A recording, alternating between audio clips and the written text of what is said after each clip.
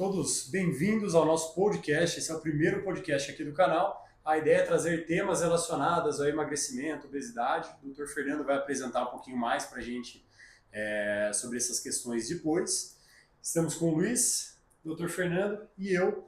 Você já me conhece um pouquinho já dos vídeos que eu acabo produzindo no YouTube, mas para quem não conhece, meu nome é Danilo Lobo, eu sou médico, atuo nas áreas de nutrologia e medicina esportiva e diariamente atendo aqui no consultório pessoas que desejam realizar emagrecimento, tratar obesidade e também performance esportiva. Acho que vocês até estão cansados de escutar isso nos vídeos, né, pessoal?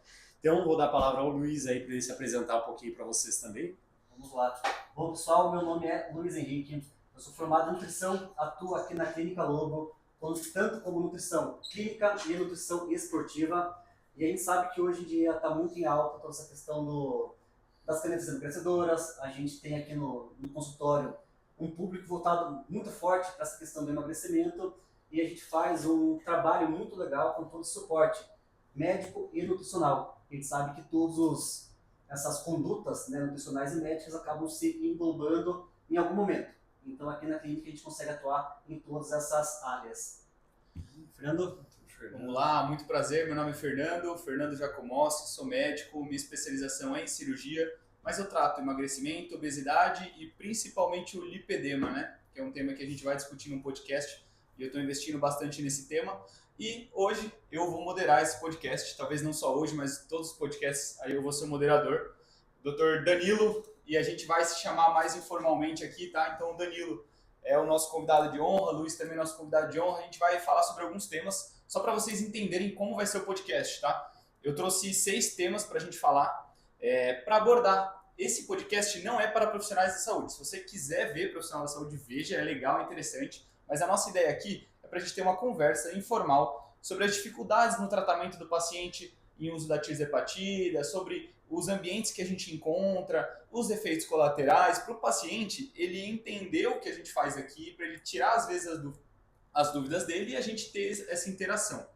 Tá? Então, vamos começar esse podcast. É o primeiro, tá? O nome é Consultório Aberto e a gente vai falar sobre as dificuldades que a gente encontrou nesse 1 ano de tratamento da explosão do Mounjaro, né? Então, eu vou passar a primeira palavra para o Danilo. Nosso primeiro tema, e cada tema vão ter 10 minutos de conversa, tá? Então, a gente vai começar com o primeiro tema. Como chega o paciente que quer usar Mounjaro, Danilo? Conta pra gente. Então, vamos lá. Assim, tem várias pessoas que acabam chegando diariamente aqui no consultório, vocês também sabem como que é, mas eu acredito que o padrão que chega para mim hoje é o cara que está, ou a mulher que está buscando emagrecimento. Hoje, graças a Deus, ele já tem esse conhecimento, né? Percebo que o pessoal, através dos vídeos na internet, tudo que eles vêm pesquisando, esse tipo de informação, está cada vez melhor e maior.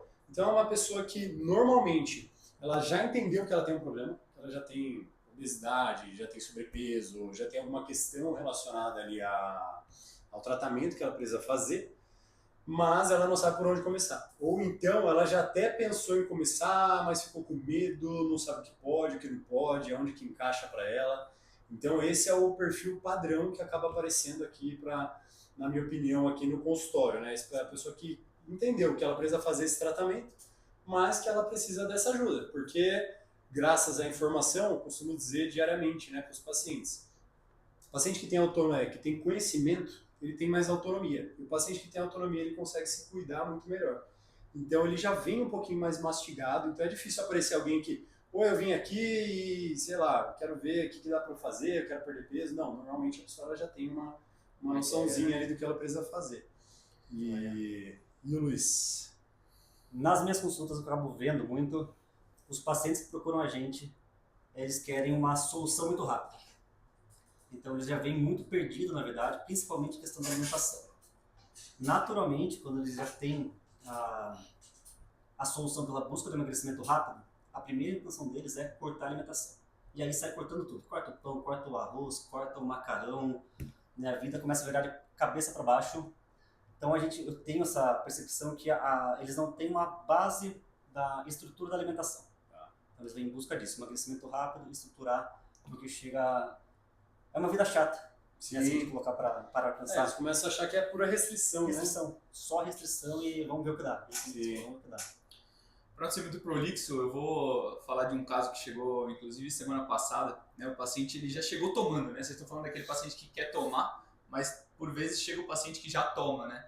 E a gente tem visto aí o pessoal por vias não tradicionais, né? Então, puxa, vindo do Paraguai, vindo manipulado, vindo às vezes da farmácia já com doses, assim, fazendo por conta própria, né? Sim. Talvez 2025 tenha sido o boom desses pacientes que tomaram por conta própria, se automedicaram, né? Então eu recebi uma paciente que tomava 7,5 miligramas e ela não conseguia perder mais peso. Ela tinha assim um pouco de lipedema, mas ela não conseguia perder o peso que ela queria. E ela estava super nauseada, vários efeitos colaterais que a gente pode falar mais pra frente. E, puxa, ela estava com 7,5 e não comia.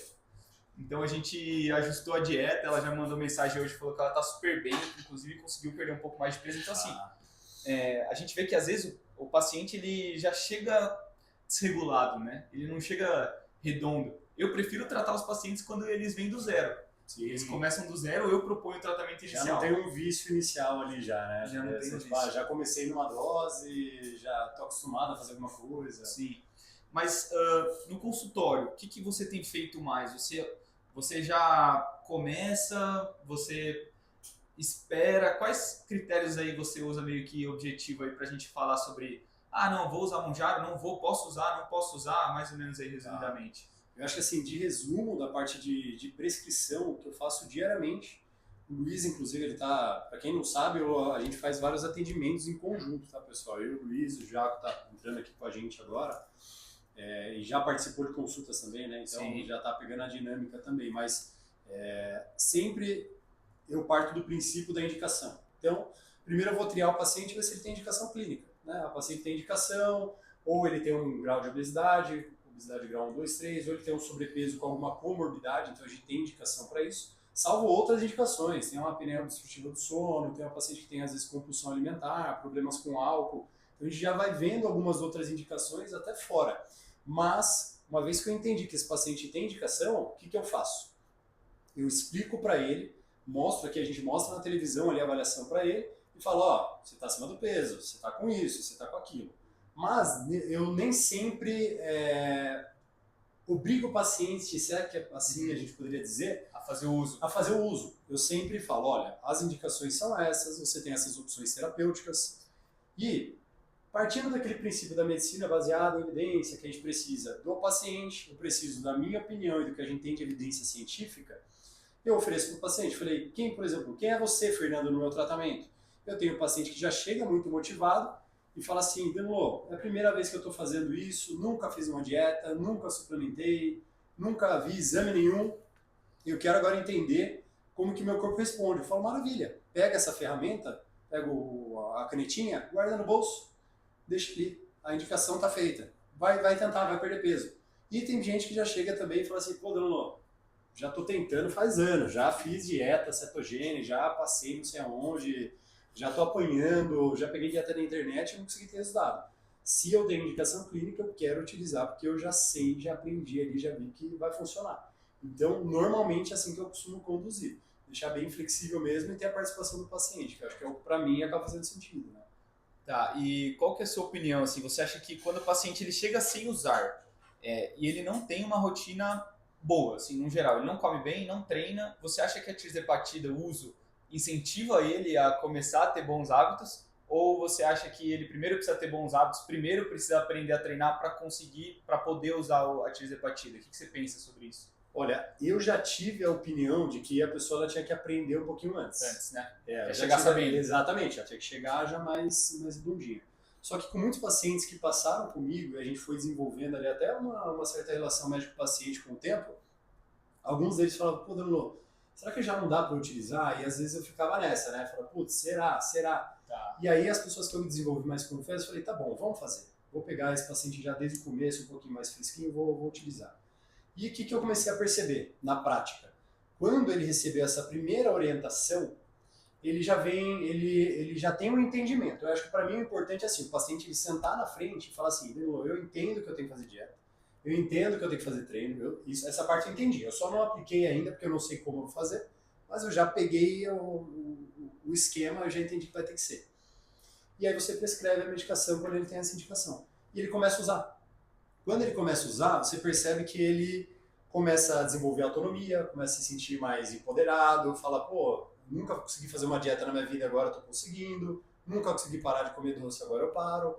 E aí ele começa a se encorajar, começa a querer se matricular na academia, começa a querer fazer mais coisas. Então, hoje eu tenho observado que o paciente, mesmo sem um entendimento aprofundado de dieta e treino, se ele já tem essa base, ele começa muito bem isso, e o processo por si só vai alimentando a motivação dele, sabe? Assim, é mais fácil, né? Mais natural. Exatamente. Ele, às vezes é uma vontade que ele já tinha e ele fala, pô, agora eu tô conseguindo fazer o que eu sempre quis. Eu vejo os caras na internet, vejo lá o blogueiro, alguém fazendo, alguém que eu gosto ali fazendo dieta, e agora eu tô conseguindo fazer igual. Agora eu quero ir pra academia, agora eu quero conversar direito com o Luiz lá, que toda vez é no Luiz lá frustrado.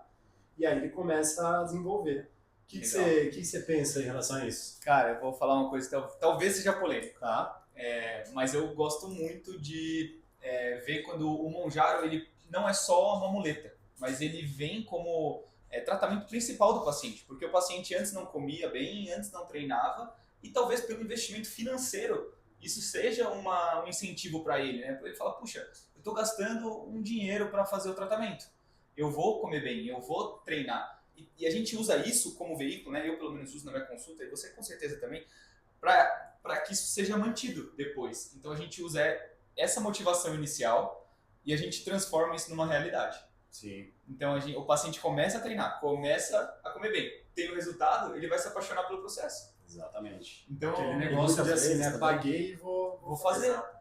Tem uma outra questão também que pode ser que o paciente muitas vezes já vem de outras tentativas frustradas. Sim. Aí ele já vem pra gente desanimado, né, ele não quer, já sabe da dificuldade, quer tentar mais uma vez fazer uma dieta restritiva, mais uma vez Sim. promover a ir pra academia, algo que muitas vezes uma musculação não é algo que ele gosta.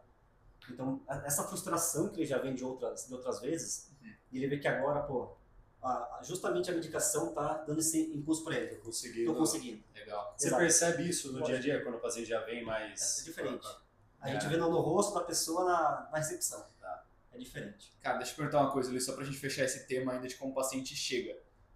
Vamos considerar X pacientes. Desses pacientes, quantos por cento você acha que já chega comendo bem e quantos você acha que chega cru, assim? Só pra gente ter uma noção de como o paciente está chegando pra você.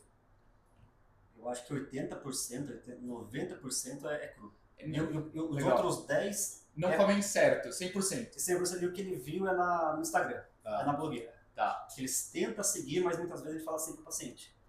Hoje na internet tem muita informação de qualidade, ao mesmo tempo tem muita informação ruim. E para ele pegar essa informação e colocar no dia a dia, já começa a ficar, às vezes atrapalha mais a rotina do que ajuda. Que ajuda, né? Então essa parte, Legal. essa questão assim, Legal essa de visão. educação nutricional durante o processo é o mais importante. Sim. Né? E é o maior desafio. É o né? maior desafio. Que talvez eu esteja comendo o tema, mas é o maior desafio. Justo. Exato. Aí a gente fala mais pra frente, então. Eu que adiantei. Tem problema. Vamos lá. Vamos falar do tema 2 agora, tá? Entrando aí no tema 2, indicações. Vamos falar, a gente já falou um pouquinho, mas Sim. vamos comentar um pouco melhor. Eu vou começar falando essa. Eu vou falar do lipedema, que é uma das coisas que tem chamado muita atenção agora, né, na mídia social. O pessoal tá falando bastante sobre lipedema. Por que estão falando bastante? Cara, porque tá tendo mais diagnóstico.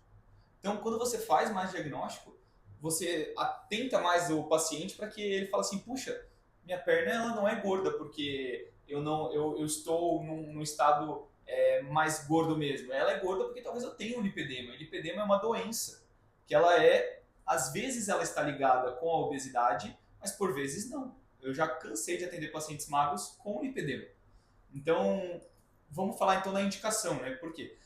O que o Monjaro faz? Ele diminui a inflamação. A tirzepatida, ela diminui a inflamação sistêmica.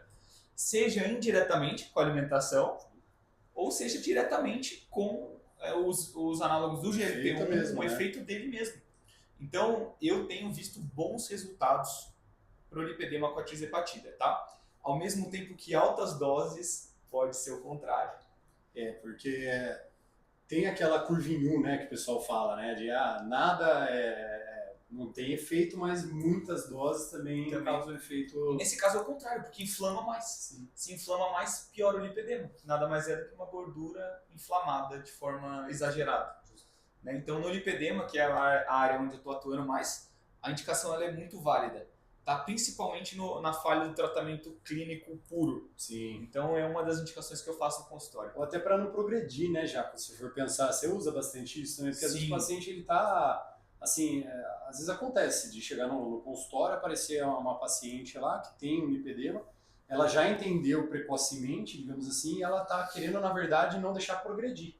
Porque existe isso também, né? A gente precisa esperar o lipedema chegar no grau 3, 4, Não. para de repente falar, não, agora eu vou tratar, né? O pessoal fala e é verdade, não é todo grau 1 que vai chegar no grau 4, mas todo grau 4 passou pelo grau 1. Exatamente. Então tá aí o nosso trabalho, o nosso dever de fazer prevenção, entendeu? Faz todo sentido. Então a gente tem que se atentar nisso, tá? Agora sim, as outras indicações, cara, para obesidade é excelente. Sim. Para obesidade é uma medicação que está saindo muito bem, tá?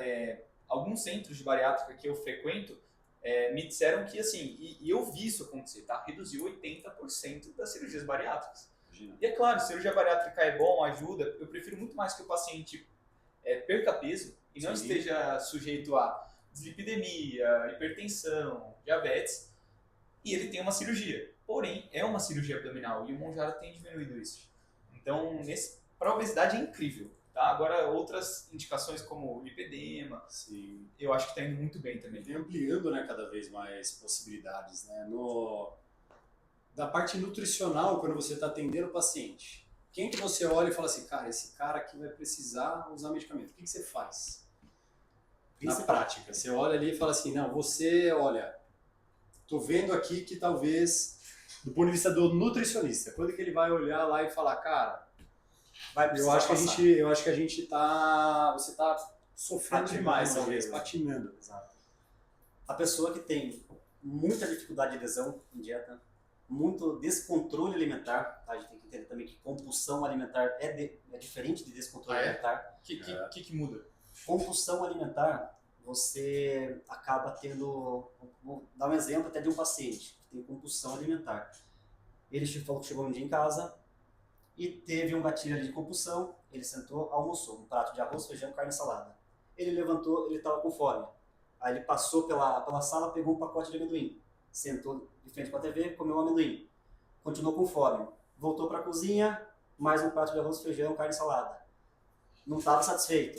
Passou na geladeira um copo de leite. Então você vê que ele não tem uma seletividade alimentar. Ele não escolhe alguma coisa, Ele não escolhe qualquer coisa. Ele randomizado, aleatório. Ele quer aparecer... Ele está comendo. Enquanto a fome está presente, ele está comendo. Entendi. O descontrole alimentar, você tem uma seletividade. Então é aquela pessoa que ela vai pro doce. Né? Então, Luiz, eu não consigo comer os 3 quadradinhos de chocolate que você colocou na dieta. Eu comi 3 barras. Mas do chocolate. Do chocolate. Tá. Porque é mais palatável. Eu tenho uma dúvida em relação a isso. Por quê? Eu ouvi uma frase essa semana que me chamou muita atenção. A gente falou da indicação da ansiedade, né? Da ansiedade e da compulsão alimentar. Eu vou linkar com essa frase que eu ouvi. A frase é a seguinte. Eu estou com fome e aí eu vou raciocinar. Eu estou com fome mesmo ou é ansiedade? Aí o pessoal fala assim, eu comeria um ovo cozido agora? Se a resposta for não, é ansiedade. Se a resposta for sim, talvez seja fome. É verdade isso? Teoricamente, né? O que você acha? A escolha, geralmente, tem uma outra questão também, de questões hormonais. Tá. Né? Então, aquela pessoa mais estressada, que já trabalhou o dia inteiro, já acordou cedo, tem problemas familiares, enfim, é uma pessoa mais estressada. Esse cortisol mais elevado, ele instiga a pessoa a querer alimentos mais hiperpalatáveis. Tá. São esses... E aí doces, frituras, o que ele preferir. O que ele preferir, mas nunca talvez um prato de arroz, feijão ou ovo cozido. Exatamente. Que ajuda realmente, né? A diferenciar. Se você olhar e falar, pô, né, Exato. Isso aqui é fome ou isso aqui é só vontade de comer? Porque acontece, né? E aí você tem esse paciente que está com dificuldade em seguir uma dieta, por mais que não seja uma dieta tão restrita. Às vezes até uma questão social mais presente. Pô, ele começa um happy hour na quinta-feira, aí já tem a sexta, tem um churrasco no sábado, exato. Então você começa a olhar e ver que não tem restrição calórica que eu puxe durante a semana para tentar compensar no final de semana dele. Exatamente. Então já que a gente está falando disso, já vamos entrar no terceiro tema, tá? Dificuldades. O terceiro tema é dificuldades que a gente encontrou nesse ano. Talvez o tema que a gente mais vai falar, a gente já começou, as dificuldades que a gente encontrou. Então assim, Luiz, você está falando aí da dificuldade da dieta. Na minha opinião, a dieta é muito mais que 50% no processo de emagrecimento. Com certeza. E eu acho que é a maior dificuldade de todo mundo. Eu falei, a parte de educação nutricional é muito importante. O paciente entender esse processo de emagrecimento, o que ele pode comer, quanto que ele pode comer, as substituições inteligentes que ele pode fazer. Então, por que que é importante? Uma hora o doutor Danilo, você vai chegar e já vai tirar a medicação. E ele precisa saber fazer esse manejo na alimentação, esse jogo, Sim, exatamente, porque legal. a fome ela vai voltar. Isso é legal, isso é Então, legal. se ele souber fazer esse manejamento aí da alimentação, ele se controla muito melhor com a retirada. Né? Um outro ponto também que a gente vê é a questão de a dificuldade. O paciente começa com a medicação e ele sabe que vai dar saciedade. Sim. Ele vai ter, naturalmente, Vai ele vai ficar parar de comer. tranquilo, Ele vai vai parar ficar de comer. tranquilo. Exato. Ele vai tomar um expresso de manhã, um pratinho de salada no almoço e uma torrada com requeijão à noite. Principalmente no começo, né? As Principalmente, 4 primeiras é. semanas ali. Ele vai aproveitar o efeito da medicação. Sim. O que ele precisa entender é que dar saciedade e ele chegar nessa restrição, nessa variedade de alimentos, pode acabar fazendo esse caminho de subnutrição.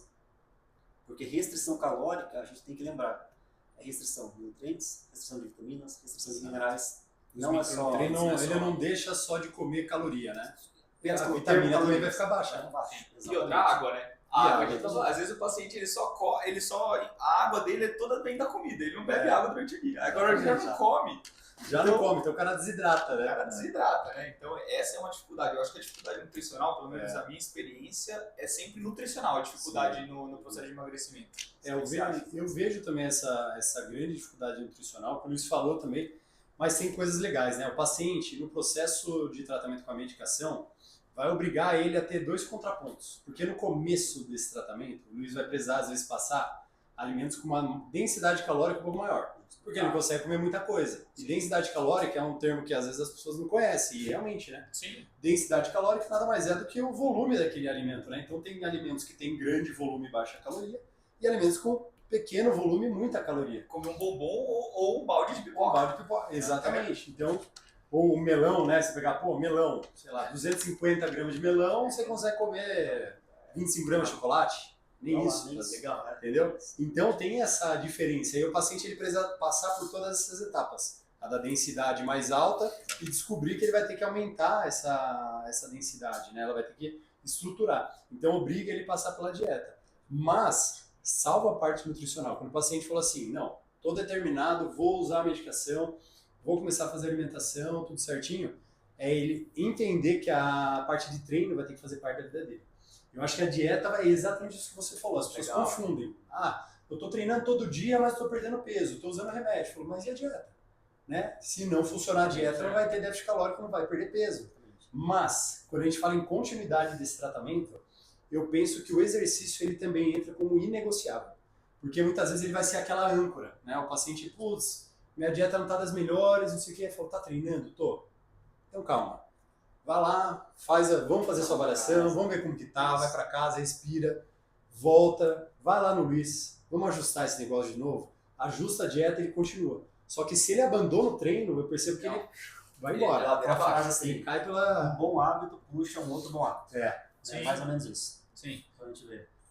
Eu, pelo menos, né, eu tive uma perda de peso aí de 23 quilos nas últimas 12 semanas. Tá? Eu vi quando você tava... Eu fui o meu seu próprio experimento ali, né? experimento ali. Eu falei assim, eu vou ver o que o paciente passa nesse processo. Sim. Então eu perdi, eu passei, eu vivi. Cara, eu tive algumas dificuldades. A maior dificuldade foi entender o que era da minha cabeça, o que é da medicação e o que é do meu processo. Então, eu, tendo a orientação de estudo, tendo a teoria, eu errei. Sim. Tá? Eu comi menos do que eu conhecimento, né? Você tem com o conhecimento. Então eu imagino que quem não tenha ainda é maior, porque assim, eu comi menos. Eu comi menos por 2 motivos. Um, porque eu queria o resultado mais rápido, e aí eu cometi o erro de qualquer paciente, por isso que a gente não pode ser o nosso próprio médico. Exatamente. Tá? Por isso que o A atleta... gente não consegue se olhar, né? Por isso que o atleta não pode ser o próprio coach dele mesmo. Exatamente. Entendeu? Porque ele tá sugestionado, ele tá enviesado. Então a minha maior dificuldade, com certeza, foi entender o que era da minha cabeça, o que é fome, o que é ansiedade. E você falando isso, eu até lembrei agora, né? Essa conversa eu tive várias vezes com o Luiz. Em 2022, já tinha participado de uma competição em 2012, mas em 2022 eu competi de novo. Para essa competição de fisiculturismo, era uma competição de fisiculturismo natural, então eu não podia usar nenhuma substância. Então eu tinha só a possibilidade de emagrecer na raça até chegar ao peso que eu precisava bater lá. Eu Que é estava com completamente 110, insano, tá? 112, para chegar aos 92. Então foi praticamente 20 quilos na raça. Isso me deu uma educação também de me colocar no lugar do paciente para entender, cara, é muito difícil você perder 20 quilos. Hoje a gente vê na internet, pessoal assim, eu perdi 20 quilos, é normal. Não, cara, 20 quilos é um negócio assim. Tanto que quando eu cheguei no peso final, competi, beleza, eu conto isso para todo mundo, falar pro Luiz. Quando eu peguei e falei assim, participei, deixa eu ver agora deixa eu manter minha rotina. No dia seguinte, já não conseguia. Eu desenvolvi assim, não chegou a ser uma compulsão, como o Luiz falou, porque eu tinha seletividade. Mas a impulsão alimentar eu tinha. Eu pegava ali uma barra de chocolate, eu queria falar, não, comer uma fileirinha como eu sempre fiz. Comia a primeira, guardava. Não, quero de novo. Aí pegava lá de novo. Não, vem. Então tem essa questão e que é exatamente onde o paciente vai chegar em que momento. Quando ele usou a medicação, perdeu os 20 quilos dele e ele tira o remédio. Perfeito. Aí ele vai lidar com essa situação aqui, que jeito? Se a gente que está com conhecimento tem a dificuldade. E a gente já sabe também que o corpo, ele é inteligente. Ele vai usar algumas estratégias para fazer a gente voltar a comer. Sim. Né? Então o metabolismo basal ele acaba reduzindo. A fome ela acaba aumentando. Então é uma situação que não é uma fome emocional. Exato. É uma fome real. Isso é legal, porque existe um status que se chama pré-mortes, gente. Eu comia 1000 calorias menos do que eu estou gastando. O corpo, depois de 30, 60 dias, entende isso, eu estou indo para a morte. Então ele assim, vai, é um instinto natural. Deu ruim. Vai ter fome, não é aumentar a medicação, mas Exato. é comer certo, né? E essa é a dificuldade. Imagine depois de você ter feito um processo, isso a gente vê todo dia aqui. O paciente ele emagrece, atingiu aquela meta, para isso ele precisa fazer restrição, mas ele não entende que quando ele atingiu aquilo lá, ele vai precisar comer mais. Sim. Fala, cara, agora você precisa perder medo, agora você vai ter que comer mais. Senão você não vai sustentar esse peso. E outra, às vezes a gente, mesmo no processo de emagrecimento, às vezes ou mantém, principalmente aquele paciente que não treinava antes. A gente aumenta a massa muscular dele, Sim. mesmo com os da hepatite, isso não Sim. é uma obrigatoriedade de perder massa muscular. E o cara aumentou, então aumentou o metabolismo basal dele, aumentou a queima calórica dele, a resposta insulínica dele está muito melhor. Exatamente. Então a gente pode dar mais comida, Exato. isso. Eu acho que esse é o assunto que você tem mais expertise, mas a gente... Mas funciona, exatamente. Mas é isso, né? E a gente vê que isso que eu vou falar é muito importante, porque o emagrecimento, ele depende de um dos pilares é o déficit calórico. Exato. Então, nesse processo, parece que a gente não pode deixar que o paciente tenha medo de se alimentar. Ele tenha medo, que tenha uma fobia de alimento. Legal. Porque vai chegar nesse momento que ele vai precisar, com a retirada da medicação, comer um pouco mais. Exato. Ou mesmo depois de ter atingido o objetivo de emagrecimento dele, comer um pouco, voltar com pelo menos uma dieta nível basal. E isso assusta, porque quando você coloca no prato alimentos limpos, faz um volume gigantesco. Faz. Se você coloca ali, por exemplo, 200, 250 gramas de arroz, 150 de feijão, mais 150... Você te manda mensagem pra você, não manda? Fala, ô Luiz, tá certo, tá certo essa batata dieta? Batata inglesa, eu vou comer tudo isso mesmo, essa dieta? Pode comer. Será que você não errou? Não é emagrecimento? Com zero a mais aqui. Viu, pelo amor de Deus. Por E aí o isso pessoal tem que pesar, né? Por isso a gente tem que pesar. Porque se for da cabeça do que você acha... Mas aí entra a parte da educação nutricional, que eu falo. Faz Então, parte. ele saber que no momento de muita fome, ele pode fazer a troca do arroz pela batata. Ele pode fazer a troca do arroz pela abóbora cabotiã, porque tem uma densidade calórica bem menor. Né? Mas assusta. Ele vai ganhando conhecimento, né? Mas ele fica com medo. Mas até lá, até ele entender esse processo, demora. E assusta. Demora e assusta. Vamos falar sobre um polêmico agora? Os últimos dois são polêmicos, hein? Tá. Resultados e por último a gente fecha com efeitos colaterais. Vamos falar de resultado? Vai. Ó, só para vocês, público, não criarem ansiedade em cima disso. A gente vai discutir alguns resultados, mas veja, isso é individual. Eu já tive pacientes que ganharam muita massa muscular e perderam gordura. Eu tive pacientes que não mudou. Então, assim, é de corpo a corpo, tá? Exato. Então, não fiquem ansiosos com esse processo e o resultado, tá? Então, assim, eu quero começar esse tema falando assim, os resultados a gente consegue prever muito bem com o Monjá. Apesar de a gente falar é individual, mas, puxa, a maioria dos pacientes que eu tive atingiu a meta que eu, como profissional da saúde, como médico, determinei para ele. E eu não falo para ele a minha meta. Tá? A minha meta está na minha cabeça. Por quê? Porque eu não quero que ele se decepcione caso ele não atinja. Sim. Mas na minha cabeça, quando eu inicio um tratamento, eu já imagino quanto o paciente vai perder. Em tanto tempo, claro, se ele seguir o que eu estou falando. Exatamente. Então, exatamente. eu tenho visto isso. Meus resultados estão sendo bons. E eu fico muito satisfeito com isso, cara. Então, Porque tem um trabalho que foi bem legal na época da especialização de obesidade e emagrecimento que eu fiz. Esse trabalho, ele pegou, eu não lembro agora se eram 50, 80 mulheres, tinham em torno ali de 100 quilos, e antes de começar um processo de emagrecimento, falaram assim, para você, quanto que é, eu preciso que você me dê 3 panoramas. O que é uma perda de peso legal pra caramba, o que é uma aceitável e o que é uma perda ruim. E aí elas preenchiam ali aquele papelzinho e entregavam para todo mundo saber. Quando você olha a média, perder peso legal pra caramba, para alguém que pesava 100 quilos, por exemplo, era chegar aos 60, 65, que tinha lá atrás em algum momento. Por exemplo, o intermediário, por exemplo, eu perdi ali 20% do peso, perdi 20 quilos. Peso pra caramba. A gente sabe que do ponto de vista médico, nutricional, é sucesso o tratamento. Cara, certo? convido vocês a andar com colete de 20 quilos Então você fala, sucesso. Para elas, já era um resultado ruim. Então, Ela já olhava aquilo lá como, putz, eu não tive sucesso no meu tratamento. Para mim foi ruim. Então isso também é um problema, né, da expectativa que a gente tem do ponto de vista médico, porque o nosso olhar é diferente do ponto de vista nutricional. Porque a gente olha e fala, pô, isso aqui é sucesso no emagrecimento. Eu falo, em termos de trabalho, 10% de perda de peso, a gente já observa melhora de pressão arterial, melhora de perfil de glicemia, melhora da parte de compulsão, de controle, de tudo. Então a gente vê essa parte metabólica do paciente evoluindo demais. Né? Mas para o paciente não, se ele perde 10%, para ele fala assim, nossa, isso aqui para mim não valeu a pena, entendeu? E ele fez assim, às vezes ele diminuiu até a mortalidade. Ele não tem essa noção. Loucura. Danilo, se eu te falar que assim, isso a gente está falando das coisas que o paciente, ele já sabe que melhora, né? O diabetes, melhora a hipertensão.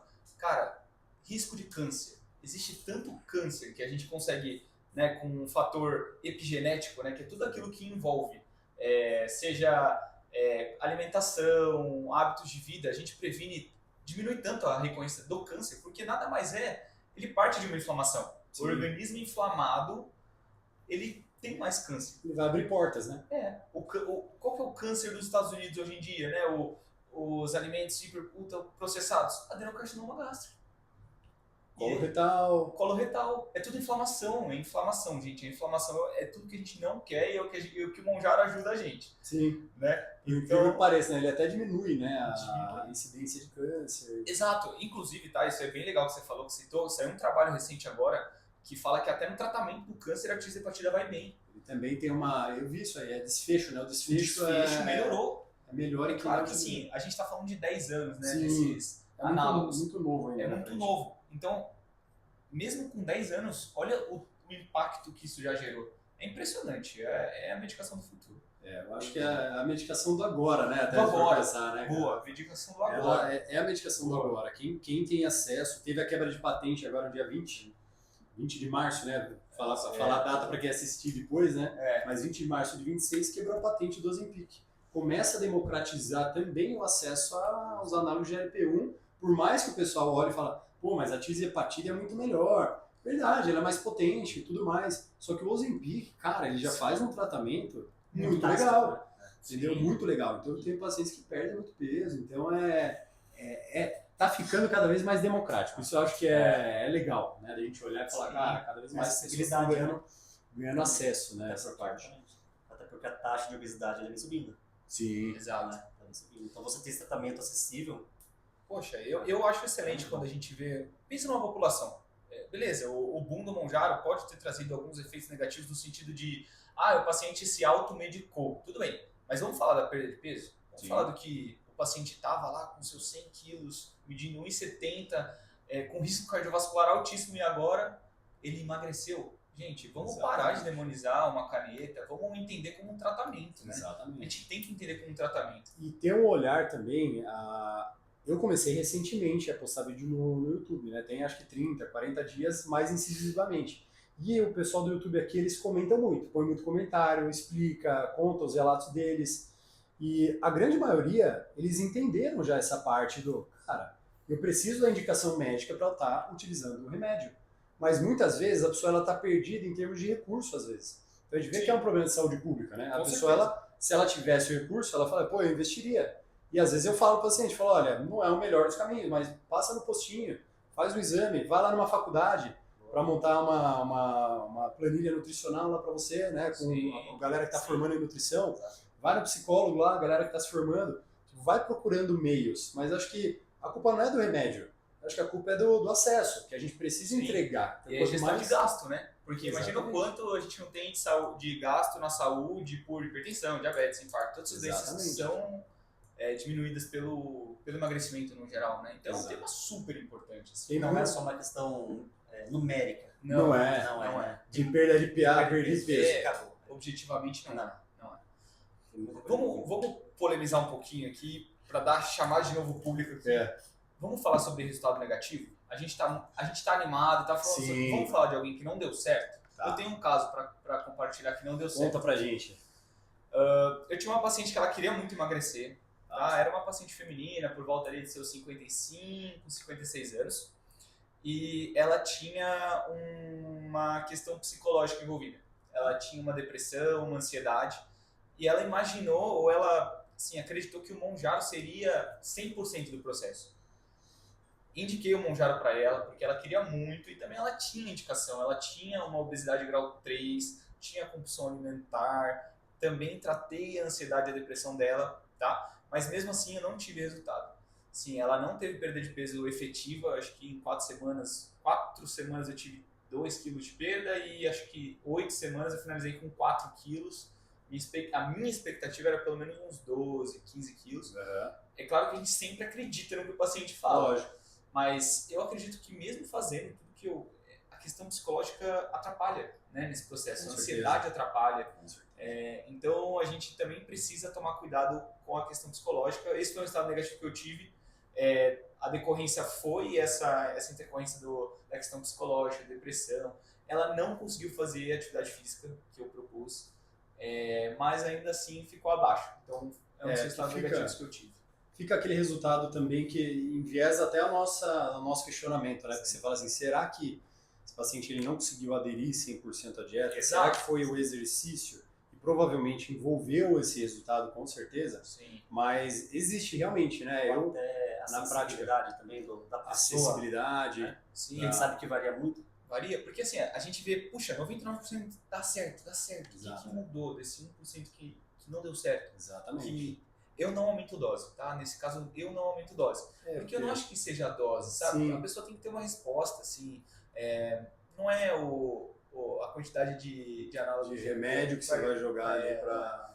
Então, é lógico, é um fracasso que a gente fala em conjunto, porque a gente compadece, né? Com certeza, a gente também fica frustrado, né? A gente conversa direto, né? É uma dualidade, né? Porque você também falha, né? Tipo, a gente falha. Quando o paciente vem, até o paciente que não usa o Monjaro, quando ele não consegue, é uma falha nossa.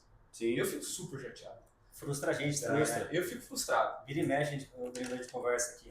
Às vezes vem o paciente, não tem o resultado que esperava, porque tem ajuste. Mas mesmo sabendo que ele vai ter o potencial, então você entende, você fala, beleza, ele vai melhorar. Mas aquele momento é ruim, né? A gente vem aqui e fala, putz, o paciente frustrado a gente também fica, né? Porque dá um resultado negativo, é ruim. E agora, assim, não é marketing isso aqui, tá? Mas é aí que entra o nosso trabalho, né? Porque, assim, mesmo com o nosso suporte multidisciplinar, o paciente falhou, imagina ele sozinho. Então é aí que talvez nós como profissionais, a gente tem que se juntar e talvez debater esses casos. Exatamente. E assim, a gente investir nisso, sabe? A gente quebra muita cabeça, né? O Luiz vira e mexe, vem aqui e fala, paciente tal, às vezes eu bato lá também e falo, Luiz, ó, estou fazendo isso, eu vou mandar o paciente para cá também, porque às vezes ele começa só na parte médica. Então, se eu conseguir ter alguém para bater a porta para você discutir o caso, tem você agora, Jaco, lipedema, esse caso aqui, cara, tá refratário. É muito bom, porque a gente sabe que vai ter essa dificuldade, né? O que eu vejo hoje em dia é que, assim, não fugindo ao tema, mas o que eu vejo hoje em dia é que as pessoas elas têm dificuldade de pedir ajuda, né? Sim. Ou talvez olhem para isso como inferioridade, tipo, eu tô pedindo a opinião de um colega. Hoje em dia o pessoal julga tanto, né? Eu acho, na verdade, bonito quando a pessoa fala isso, porque ela entende a limitação dela ou entende que o que ela tentou não funcionou. Exatamente. E ela vai tentar de outras formas. Isso mostra empatia, você tá ali querendo, né? Mostra até uma habilidade emocional, se você for ver, né? Porque você conseguir identificar um erro em você saber que você precisa de alguém para ajudar é uma habilidade, né? Você olhar e falar, não, é um ponto que eu tenho dificuldade, vou chamar alguém que entende mais o assunto e, pô, resolver esse problema. Várias vezes, quantas vezes eu, de dia a dia, sei lá, quebrava a fechadura de casa, eu olhava a fechadura e falava, não, tem o YouTube aqui, você acha que eu vou chamar alguém para fazer esse problema? ChatGPT, vou resolver. Ia lá e ficava, às vezes, 4 horas fazendo um trabalho bem malemar, né? 5 minutos pra alguém que sabe. Aí eu errava ainda, ficava insatisfeito com o negócio, dava, sei lá, 2 semanas, não, vou ter que chamar alguém.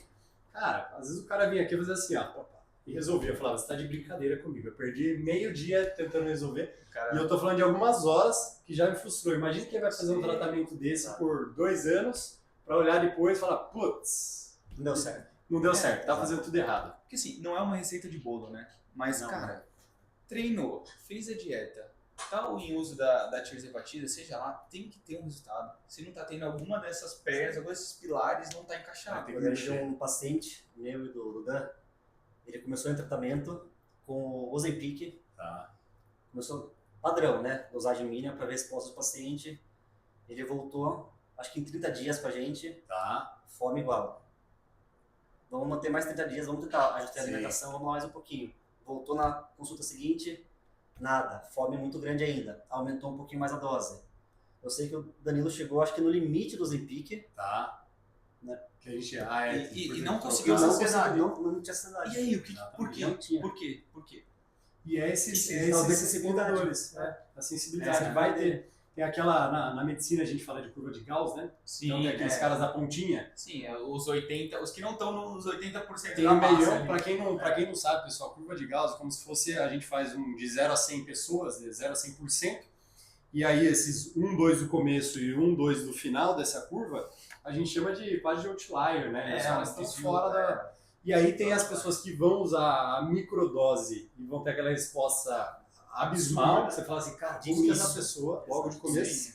E tem pessoa que você vai subir na dose e não chega. E, então acontece. E aí, eu falo assim, não acho que é o motivo para o paciente existir, eu acho que é motivo para ele procurar mais ferramentas. Sim. Então a gente precisa equipar ele mais. A gente fala, ó, não está funcionando só com uma caneta. Então, vou usar um contrave, vou abordar mais a parte nutricional, colocar esse cara para treinar mais vezes, a gente vai ter que arrumar uma solução. Mas a gente veja que precisa legal, ver você as pensou em ferramentas, várias e nenhuma delas você falou em trocar a medicação. Por quê? Porque na nossa cabeça não é a medicação o bolo, é a cereja. Exatamente. Então você me falou várias coisas aí, ó, automaticamente você já pensou nisso, Exatamente. entendeu? Então a gente tenta fazer isso com o paciente, mas é difícil porque ele vê, né, o marketing, né, hoje em dia. Exatamente. Ele fica já tem meio como nome, enviesado, né? Fala, não, é a dose.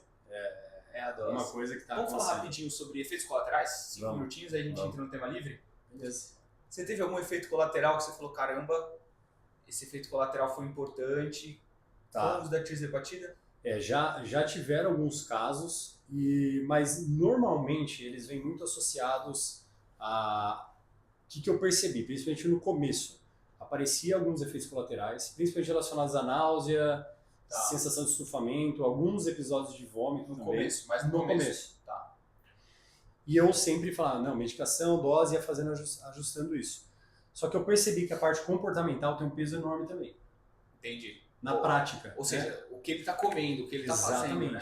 E aí Então, quando tá você associado começa não à a medicação, corrigir, né? Exatamente.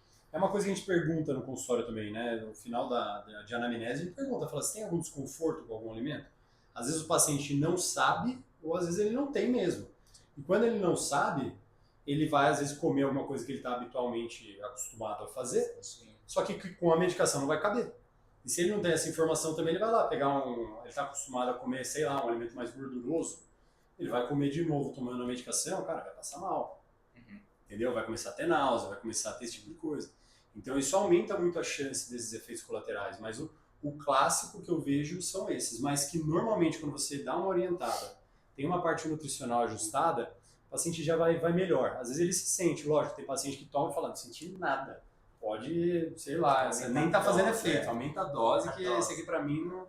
E tem paciente que às vezes já tive uma dor de cabeça, já fiquei nauseada, já fiquei com a Constipação é presente. constipação. O paciente falou hoje do online, acho que era do Rio Grande do Sul, ela falou assim pra mim, eu não sei, não, ela falou, eu fiquei com a sensação de que eu tinha uma pantufa na barriga. Eu nunca tinha ouvido essa. Ela falou, você sabe o que é pantufa? Eu falei, não, pantufa eu sei, né? Ela não, fiquei com uma pantufa na barriga. Porque ela começou o tratamento e teve essa sensação. Então, é mais ligados a isso. Colaterais graves, vou ser sincero assim, eu nunca tive grave mesmo assim. Eu também não tive grave. O que eu vi, né, a constipação, só que a gente tem que tomar cuidado, se não é o paciente comendo menos, então ele vai evacuar menos. Exatamente. Ponto, tá? Tirando a ansiedade de quem está evacuando menos aí. Sim. E é claro, né, assim, náusea, um pouco de dor de cabeça, principalmente quando sobe a dose. Passa do 2,5 para 5, eu vi que apresentou às vezes até uma reação local na pele. Transição. Vamos botar uma polêmica aqui? E antes da polêmica, até para falar ao pessoal, já aconteceu várias vezes, o Luiz também atendendo comigo, você já deve ter pego também. O paciente chega, a gente sabe que o efeito colateral ele não vai ter aquele efeito brando, mas várias vezes eu já pedi um ultrassom de abdômen, ou já fui fazer uma investigação mais minuciosa e vi que o paciente não podia usar. Já tinha uma pedra na vesícula, já peguei paciente com alteração de tireoide que não poderia estar utilizando a medicação. É raro? Mas acontece. O paciente chegou para mim e frustrou, falou, não, eu quero, pode começar agora. Eu falei, opa, peraí, qual que é a condição que você tem mesmo da tireoide? Nenhum, nem 2, que são as indicações. Sim. Já falei, opa, peraí, vamos fazer um ultrassom de abdômen. Já teve um que teve que interromper para cirurgia, voltou, entendeu? Então tem isso, porque apesar de a gente ter falado, às vezes a pessoa vai se motivar, falar, não teve efeito colateral não grave, vou usar. Vou usar. Não, calma, porque os graves a gente conseguiu evitar. Sim, é isso, porque eu já vi em algum podcast alguém falando assim, né?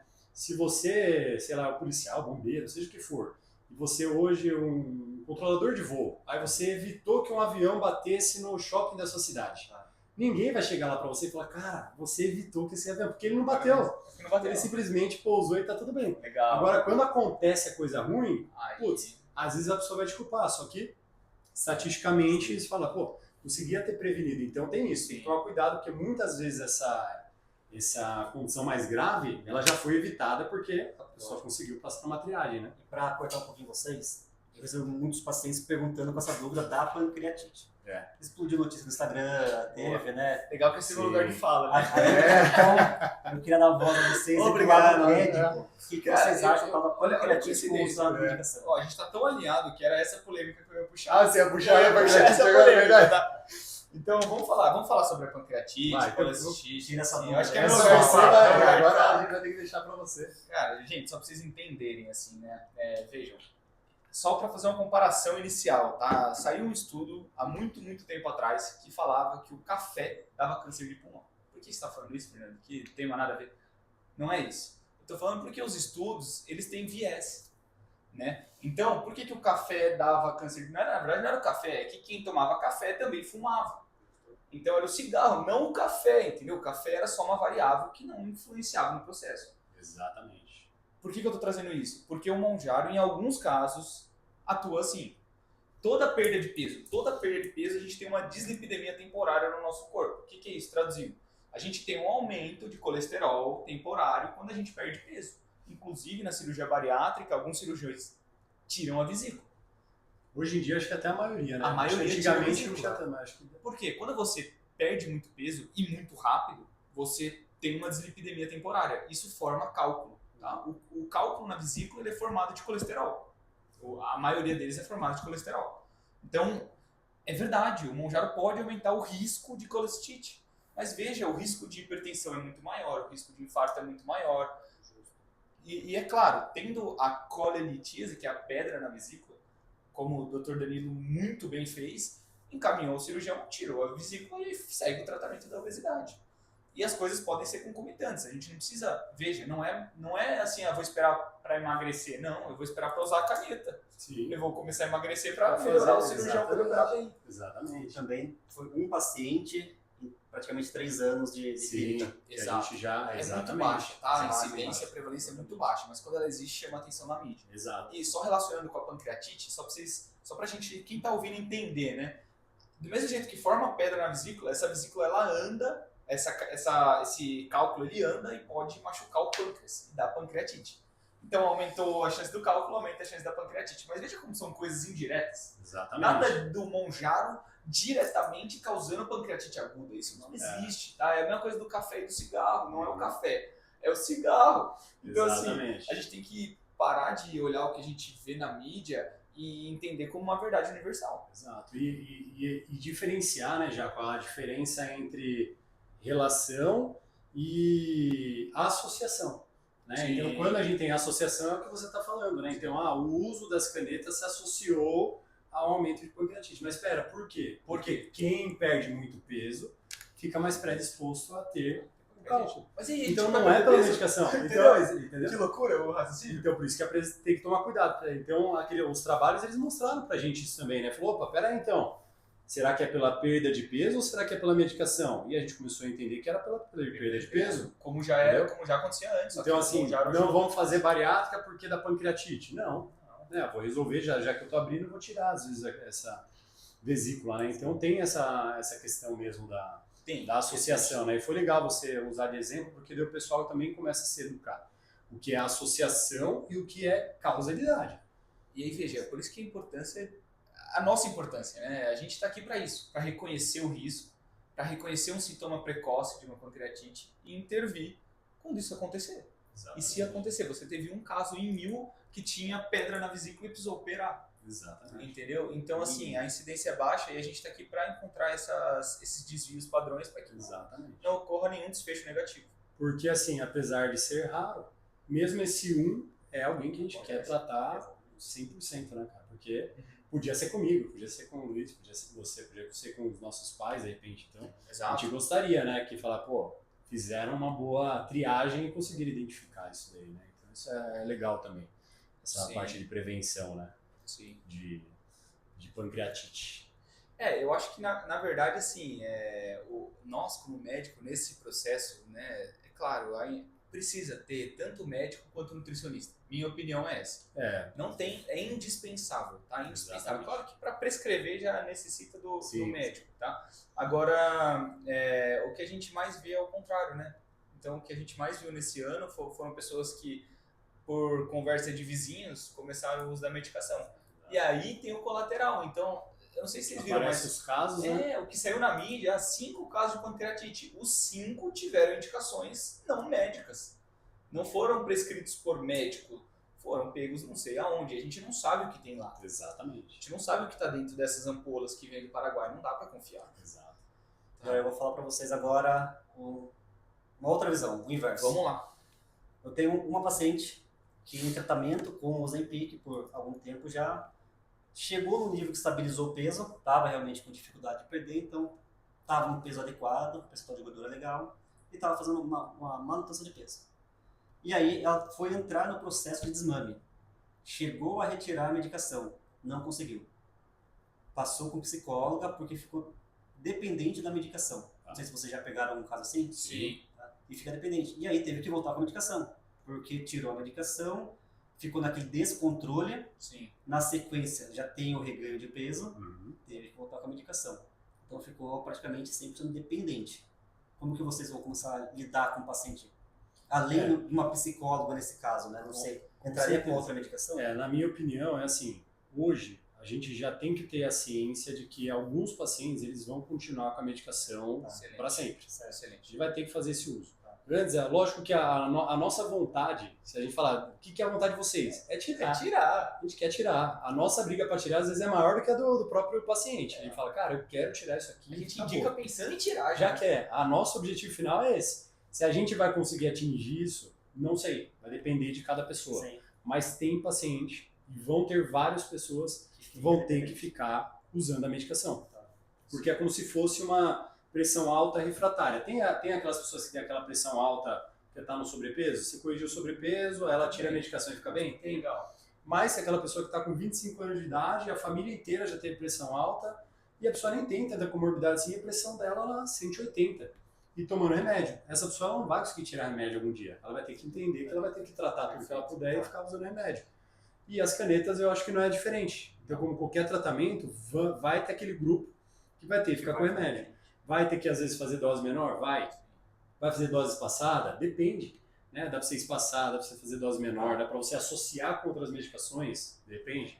Vou colocar outra classe de medicamento que é a paciente ansiosa. Então, eu vou tratar a ansiedade dela em conjunto com algum medicamento que já trate um pouquinho essa parte. Então, tem as estratégias aí para O desmame. Vai Desmame. ter que, exatamente, tem eu- que ter A essa... minha visão é igual. Você Essa pensa é assim perfeito, também? perfeito. Porque assim, existem os pacientes que vão ser usuários crônicos da medicação e tá tudo bem. Eu prefiro que ele use Monjar pro resto da vida do que seja um obeso de 150 quilos, que Exatamente. provavelmente vai ter um evento cardiovascular com 50 anos. E Exatamente, tá tudo bem desde que seja bem indicado. exato, Não é for fun, não é para um projeto praia exato. e fica, entende? Então a gente tem que tomar muito cuidado com isso. Exatamente, porque é importante as pessoas terem essa ciência também, porque tem muita gente que está usando às vezes para 3 meses, né? Fala, Sim. não, vou usar 3 meses e vou. E acabou. Acabou. Não, a é, ideia não é essa. não existe, né, na verdade, essa indicação, né? Não. Essa é a indicação que não existe. Não Né, de existe. você usar. A indicação é de você tratar a obesidade, explicar para a pessoa que a obesidade não tem cura.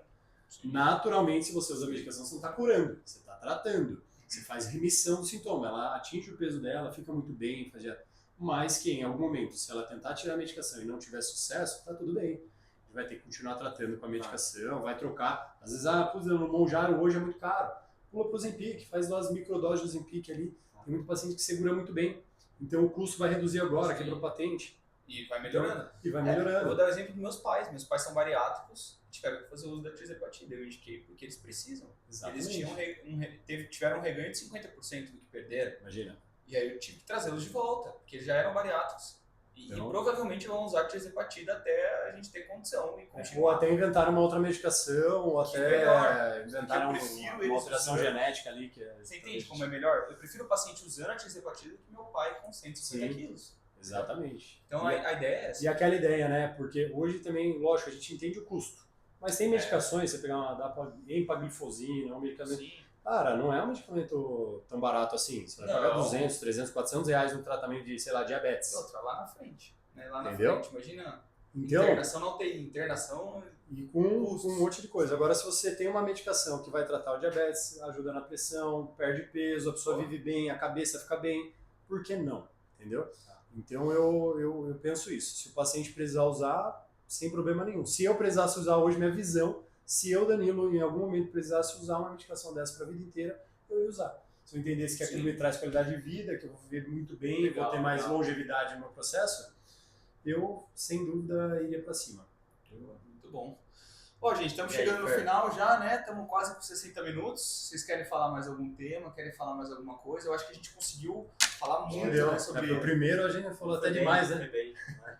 Só acho que contextualizando a parte da nutrição em geral, né? O final do tratamento precisa mudar comportamento. Exatamente. É a base. Precisa ter transformação, né? Não adianta uma Não adianta. mudança. Tem que ser transformação. Então, o paciente que aposta 100% no emagrecimento pela medicação, esse é um paciente que tem grandes chances de ser aquele cara que Exatamente. reganha o peso. Exatamente. Precisa ter a mudança de comportamento, não pode ter, né, a volta nos hábitos antigos.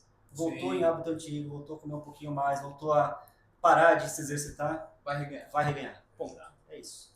E assim, e a parte, e isso é importante que o Luiz falou Perfeito, também, né? A gente perfeito, tá falando até de tirar a medicação, mas se você é um paciente que chegou lá, tá 2,5, 5, isso falando de Monjaro, né? Mas 2,5, 5, 7,5, cara, se você quer ter a chance de, às vezes, vou usar pra minha vida inteira, 2,5. Mas pra você pular de 7,5 para 2,5 é um abismo. E para você passar pelo abismo, sem a nutrição, você não vai chegar lá. Então você se frustra, porque você vai ficar na dose alta, o medicamento é caro, o custo é maior porque você está na dose alta. Aí você fala, pô, 2,5 eu manteria. Mas 2,5 eu não tenho condição comportamental de manter. Então, como que eu vou fazer isso sem nutrição? Muita gente falou por aí, né? Falar, as canetas agora acabaram com a produção do nutricionista. Né? Capaz. Agora não tem. Agora que pelo precisa, contrário, né? agora que Nunca precisamos tanto do nutricionista. Perfeito. Porque senão a gente não consegue fazer um tratamento desse. Perfeito. Cara, eu acho que é isso. Eu acho que a gente conseguiu atingir os Abordar objetivos desse bastante podcast. Primeiro podcast, eu acho Tá que bom, uma boa. foi legal. Vamos fazer mais, tá? Com vários temas. Se você gostou, deixa aí no comentário temas pra gente debater, pra gente trazer. A gente vai trazer mais convidados, tá? A ideia é a base sermos nós três e a gente traz um quarto convidado pra gente ter a ideia desse quarto convidado, de outras profissões. Então eu vou finalizar e devolver a palavra pro Dr. Danilo, para que ele encerre aí o nosso podcast. Antes de encerrar, onde que eles encontram você na rede social? Ó, meu Instagram é Dr. Fernando Jacomossi, tá? Legal, Trato lipedema e tô focado nisso e posto vários conteúdos lá, confere aí. Legal. Luiz? @NutriLuizPaulaSantos. Só seguir lá, também tem bastante conteúdo, algumas informações, então tá bem legal. Então, quem quiser me encontrar também, já estão aqui no canal, mas o Instagram também é Dr. Deno Lobo. Lá também tem alguns links que vocês conseguem acessar, tanto o YouTube quanto o Instagram. Eu vou deixar aqui na descrição também esse link. E através de lá vocês conseguem, inclusive, encontrar eles, porque com certeza eles vão estar em algum momento lá no Instagram também, na listinha, então vocês conseguem acessar para conhecer um pouquinho mais do trabalho deles. Todos eles também atendem online, então a gente não está falando só de Sorocaba, não estamos falando só de São Paulo capital, que são lugares que a gente atende hoje, mas também tem paciente de atendimento online, com certeza, e dá para ter uma terapia modificadora. Né? Então assim, tem ferramenta hoje, né? A tecnologia está ajudando. Então acho que é isso, espero que vocês tenham gostado. Curtam, como o Jaco comentou aqui, compartilhem, comentem aqui embaixo as dúvidas, o que vocês acharam, qual é a experiência de vocês. Isso enriquece o nosso podcast, porque a gente consegue entender o que vocês estão tendo de dúvidas, qual que é o questionamento, o que vocês estão vivenciando na prática, que para nós é mais importante, porque a finalidade aqui do podcast é trazer conteúdo que seja relevante para vocês, que faça diferença, que eduque e que vocês consigam ter cada vez mais sucesso no tratamento de vocês. Então, acho que é isso. E até o próximo podcast. Até a próxima. Valeu, gente. Falou!